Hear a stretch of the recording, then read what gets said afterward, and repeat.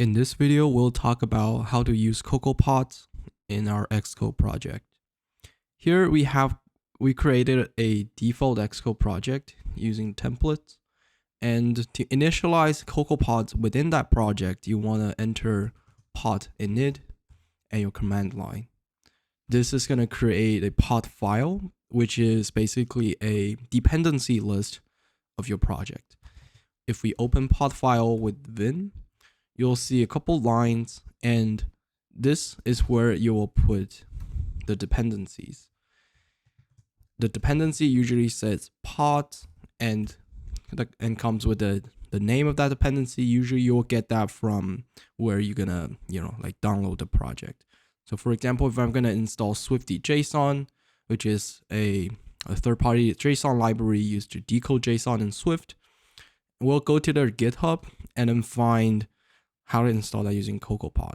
So it's saying the name is Swifty.json, and without the version modifier, it's gonna install the latest version available on the GitHub, which is 5.0. However, if we wanna step back a little bit, sometimes we don't want the newest version. We want, probably for stability reasons, we want like previous version, and you can do that using a version modifier. And as it says right here, we can say we want to install the latest 4.0 version, and it's gonna be like this 4.0. And after we want to exit and save, then we will run pod install. What this command will do is it will read the pod file and install the analyzes dependencies and install all of that in our Xcode project. So now if we run ls, we'll see a couple of changes to our directory. First, we have this pods directory, which is basically the source code that we just installed. And we have this CocoaPod demo.xc workspace. So the difference between Xcode project and XC workspace is that Xcode project is sort of like an individual project. But however, right now our app incorporates libraries from basically different Xcode project. We want to integrate together using an XC workspace. And as Pods have already told you, it's telling you from now on you want to use the XC workspace for opening the project. Now, of course, you can do that through Finder, or you could open that from command line using XCD. But if you go onto the Finder, you basically want to click on this file instead of the blue Xcode project. So now we have our pods and the original project. We'll be able to import the Swifty.json that we just installed as a module, just like other framework like UIKit or Foundations. Now, next thing we're gonna show you is how to update your project dependency list. So if we go back to Podfile again, we can add more dependencies simply by giving it more, simply by adding to the dependency list. Now, let's say if we want to add this Haptica library, which is a third-party library for haptic control, we could simply do this. Now, the next step is kind of crucial. We want to run pod install. Like some people might think which is like pop up.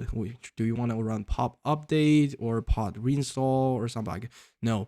If there is a change in your pod file, most likely you won't run pod install. Even if you want to delete a pod from your repository from the project, you will also want to run pod install.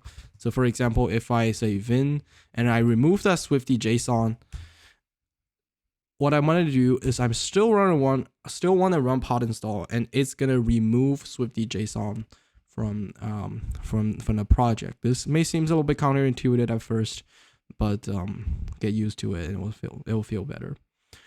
Now, another big thing that we're gonna talk about is this podfile.log. So if we open the podfile.log, we'll see it's actually simply a more elaborated version of the pod file. And the reason being, because we installed a dependency without specifying what exactly version we're going to use, podfile.log is going to, when the first time we install it, pod is going to gonna resolve the dependency and map it to a specific version, so that when we share the project, everyone on the same team will be installing from the same podfile.log instead of generating their own resolved versions of the pods. So for example, right now I install Haptica and it's at 3.0.2. If we don't have this podfile.log, another person may come in, clone my project and run pod install, and then it may get a new, like he or she may get a newer version, like 3.2.0 or something like that. Then there is a discrepancy between, what you have and other people may have. So this is why we have this podfile.log. So if it is present in a project, pod will install the version specified in podfile.log. So this is why it is crucial that you share this file in the repository when you are developing using CocoaPods. Now, you don't have to run pod init for mini project 3 because we've already initialized a CocoaPod for you.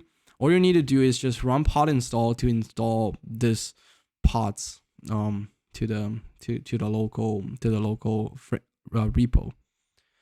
And a couple of things we want to talk about. If you ever run into some weird issue with CocoaPods, like duplicated quotes or something like that, and you can't figure it out, sometimes you can solve it by deintegrating pods and reinstall that again. Now this is gonna update podfile. This is not gonna update podfile.log because after you deintegrate, the podfile.log is still gonna be here. So what you're basically doing is just like you are regenerating this pod source code file. So after you run pod install, everything should go back to normal. All right, so this is the end of the video. I will see you next time.